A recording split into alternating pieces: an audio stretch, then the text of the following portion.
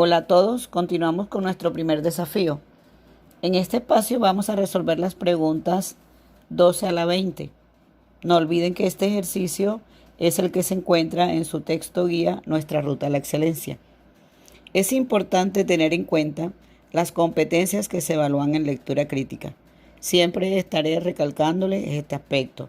No podemos olvidar que el IFES evalúa una sola competencia, la competencia comunicativa, y detrás de ella subyacen unos niveles de aprendizaje o de habilidades que el estudiante debió haber desarrollado a lo largo de sus estudios. En el primer aprendizaje está relacionado con el nivel de interpretación. Este tiene que ver con que usted sea capaz de identificar los elementos semánticos y sintácticos del texto. Esto no es más que identificar lo que está explícito dentro del texto. Quiere decir que usted debe tener buen manejo de los conectores lexicales, conectores lógicos o conectores discursivos, de acuerdo a cómo se lo hayan enseñado en la escuela. Que sea capaz de identificar sinónimos y antónimos, que sea capaz de identificar los elementos de una oración, que tenga claridad con respecto a los significados de las palabras según el contexto. Recuerden que todas las palabras tienen su significado de diccionario, pero que todas ellas tienen un significado diferente de acuerdo al contexto. También debe repasar todo lo que tiene que ver con las analogías. Dentro de su clase de español, por allá cuando usted hizo noveno, décimo, tuvo que haber visto ejercicios de analogías o comparaciones. El segundo aprendizaje, la segunda competencia, que es la que tiene que ver con la globalización del texto, en la que tiene que usted identificar información implícita, mientras allá estaba explícita, que la información estaba clara, de primera mano. En esta es la información que subyace dentro del texto, es decir, que no se deja entrever a simple vista, que usted tiene que hacer una globalización general del texto, por lo cual siempre recomendaré que nunca vaya primero a la pregunta y después al texto, sino leer el texto, porque a veces toca hacer inferencias generales.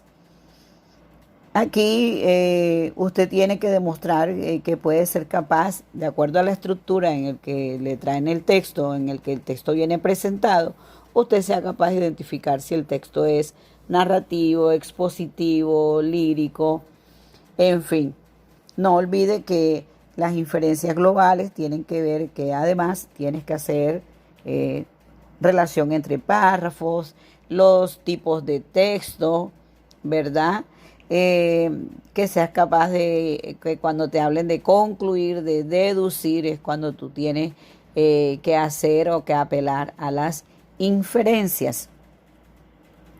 Mientras que ya el tercer aprendizaje, la tercera competencia que el IFES evalúa, tiene que ver con la intertextualidad y que allí se evalúa todo lo que tiene que ver con que tú debes ser capaz de identificar lo que es una premisa, lo que es una conclusión, lo que es la validez de conclusiones, ¿verdad?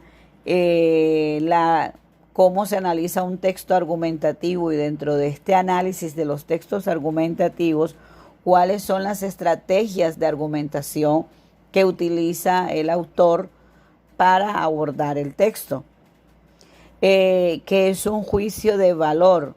O sea, una de las lecturas que vamos a compartir habla precisamente de eso, de qué es un juicio de valor, qué significa un juicio de valor desde la filosofía, qué es un juicio de valor.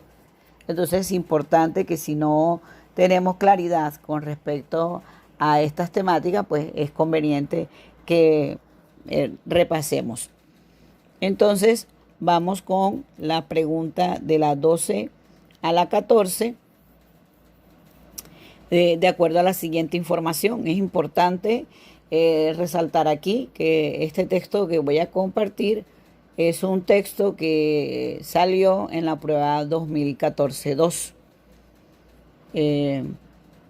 No se las voy a leer para tratar de aprovechar el mayor tiempo posible de nuestro ejercicio. Entonces, ustedes tienen allí los 2 minutos para leer. Recuerden que el IFE le da a usted 2 minutos para que lea y entre 1 minuto y 1 minuto y medio para que resuelva las preguntas. Mientras usted está leyendo, le voy comentando que el IFES procura que el estudiante en esos 2 minutos debe hacer su análisis frente al texto que leyó. No olviden siempre preguntarse ¿qué dice el texto? ¿Ya? ¿Quién lo dice? ¿Cuál es la postura que está asumiendo? ¿Quién dice lo que dice del texto? ¿Verdad?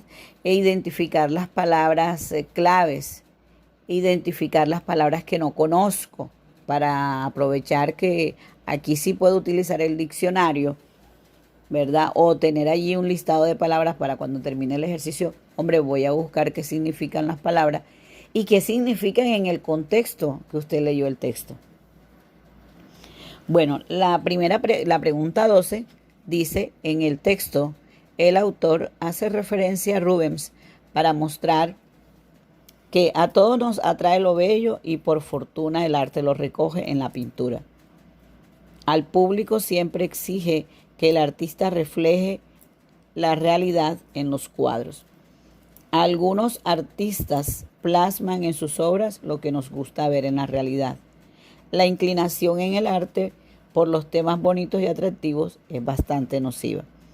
Entonces, fíjate tú que ahí me están preguntando básicamente con respecto a Rubens. ¿Qué es lo que yo tengo que hacer allí? Dirigirme al texto, ¿verdad? Ver qué me están diciendo de Rubens y hacer el análisis que me plantean allí en el texto.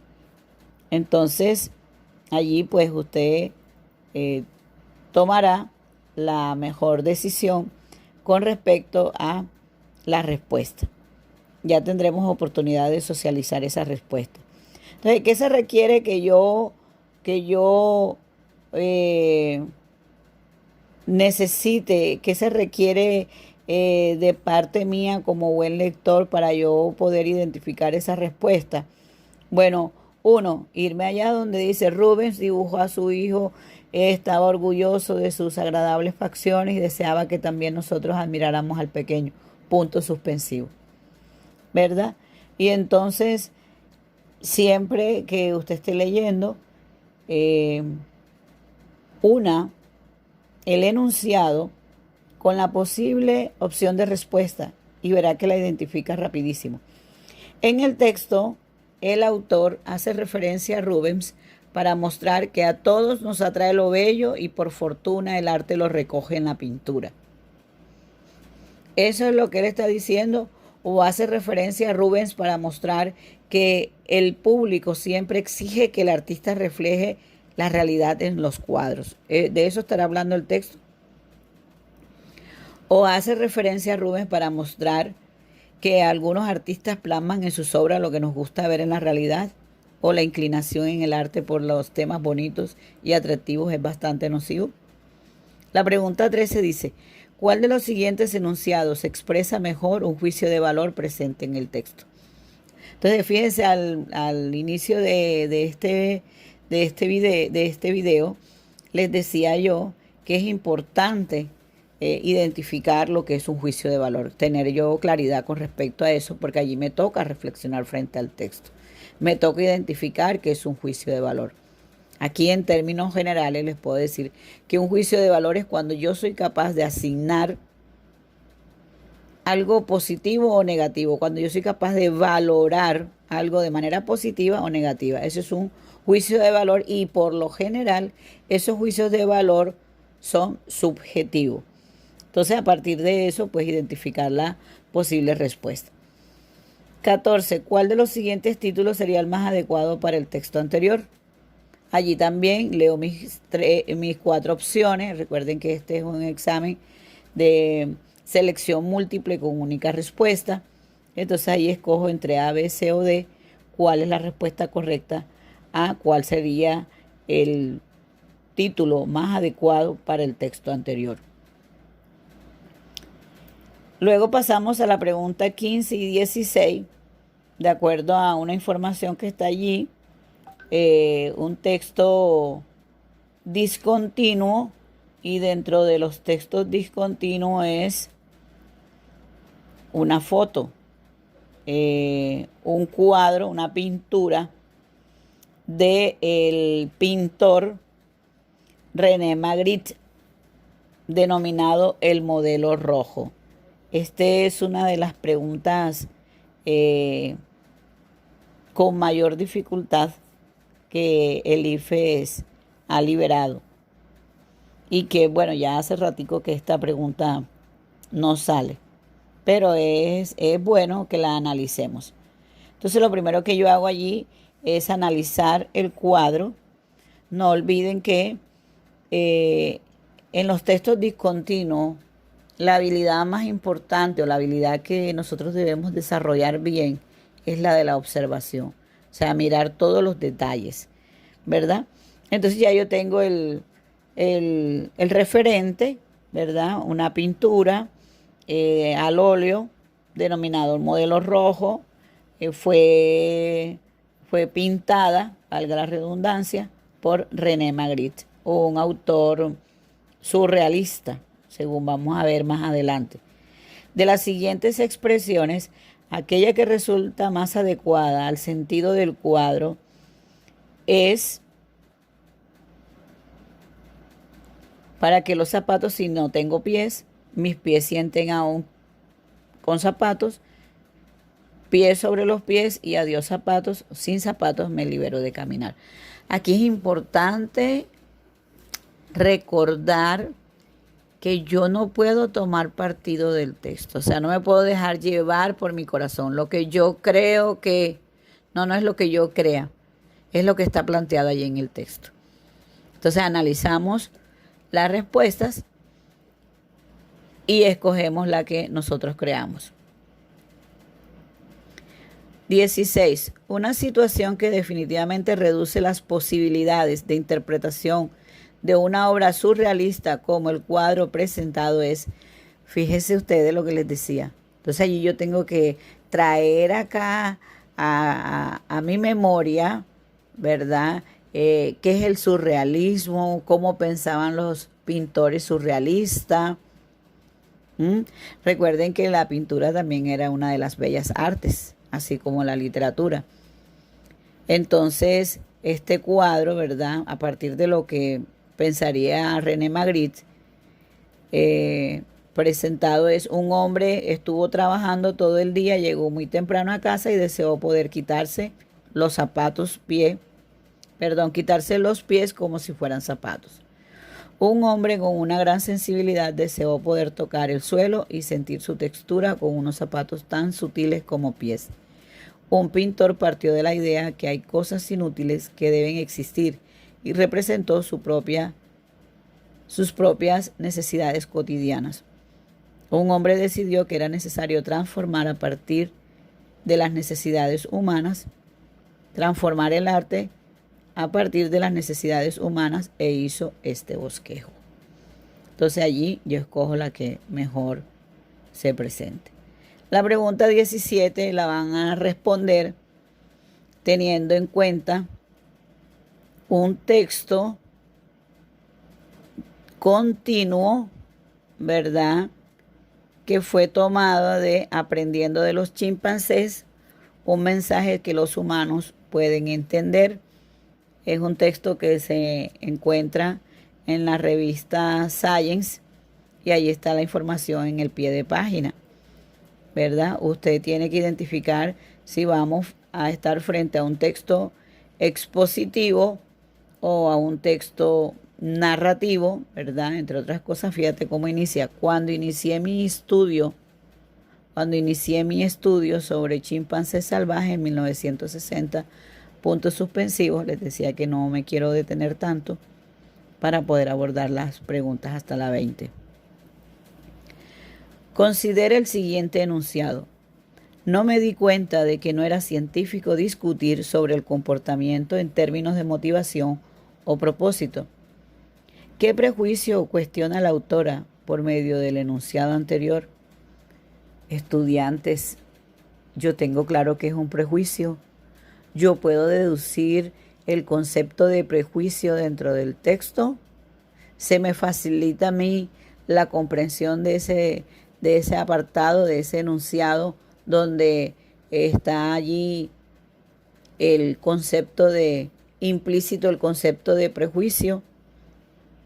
Bueno, allí tienen las opciones de respuesta para que usted pues escoja la que considere conveniente. Las preguntas 18 a la 21 se van a resolver con el siguiente texto de Rebeca Márquez. También es un artículo, ¿verdad?, de una revista que se llama Dreams, de la Universidad Pedagógica Nacional. La pregunta 18 dice, otra palabra para reemplazar el título del texto sin que pierda el sentido del mismo sería. Entonces cuando me dicen otra palabra que puede reemplazar al texto, ¿de qué tengo yo que echar mano? De la sinonimia, ¿verdad? Entonces tener presente eso, que cuando me dice la palabra que puede ser cambiada, sinonimia, la palabra contraria a esta, antonimia, las palabras parecidas en su sonido y en su escritura, homonimia, palabras parecidas en su sonido, homófonas, ¿verdad? Entonces, tener allí una recomendación, palabras sinónimas, antónimas, homófonas, homónimas, parónimas. Es importante repasar esos conceptos, no los olviden, porque el IFE los está valorando. Según la estructura y contenido del texto, se puede deducir, fíjate, la estructura del texto, cómo está estructurado el texto. Y se puede deducir, es decir, están apelando a qué aprendizaje, a qué habilidad que yo he desarrollado, a que yo sea capaz de hacer una globalización del texto, que yo pueda ser capaz de hacer inferencias. Entonces, ¿cuáles son esas palabras claves que me permiten a mí hacer inferencias? Que puedan hacer deducciones, que puedan hacer conclusiones. La pregunta 20 dice, de acuerdo con el texto, se puede inferir, fíjate, en la de arriba dice deducir, acá dice se puede inferir que la intención de la autora es aceptar un hecho real, irremediable, ocurrido en un lugar particular, establecer, convencer, interesar. ¿Por qué me detuve aquí en la lectura? Hombre, porque es importante o darles ahí un tips, como me dicen siempre, profe, denos un tip para identificar la respuesta correcta. Más allá de los tips, yo sí les quiero recalcar que es desarrollar la habilidad para leer bien, para comprender lo que se lee. Entonces, en esta pregunta, ¿qué es importante? Los verbos. Claro, el verbo es el que me va a dar o el que me va a guiar a mí para escoger la respuesta correcta. Si la intención de la autora es aceptar un hecho real y irremediable ocurrido en un lugar particular, establecer diferencias entre dos personajes, un hombre y una mujer, convencer al lector de la culpabilidad o inocencia ante un hecho, interesar al lector por un hecho contado en forma breve. Entonces allí también yo tengo que identificar el tipo de verbo que acabé de leer. Si estoy frente a un texto argumentativo, no estoy diciendo que este lo sea, ¿verdad? Pero que yo tengo que reflexionar frente a ellos. Si estoy frente a un texto eh, eh, argumentativo, generalmente se me van a presentar allí el verbo convencer o el verbo, el, el verbo persuadir, o puede ser explicar o justificar, pero para yo identificar la respuesta tengo que seguir leyendo, porque nada más porque yo vea el verbo ya yo no voy a, yo enseguida voy a decir a ojos cerrados. Ya, esta es otra recomendación que les hago. No, ay, que la profe dijo que convencer ese siempre, no señor, no siempre, sino que yo tengo que leer el resto. Entonces, convencer al lector de la culpabilidad o inocencia ante un hecho, no sé, tengo que mirar allá. Interesar al lector por un hecho contado en forma breve, tengo que ir allá. O sea, ¿cuál es la intención de la autora? ¿Cuál es? Bueno, jóvenes, les deseo muchísimos éxitos y en una nueva próxima oportunidad les socializaré las respuestas a estas preguntas.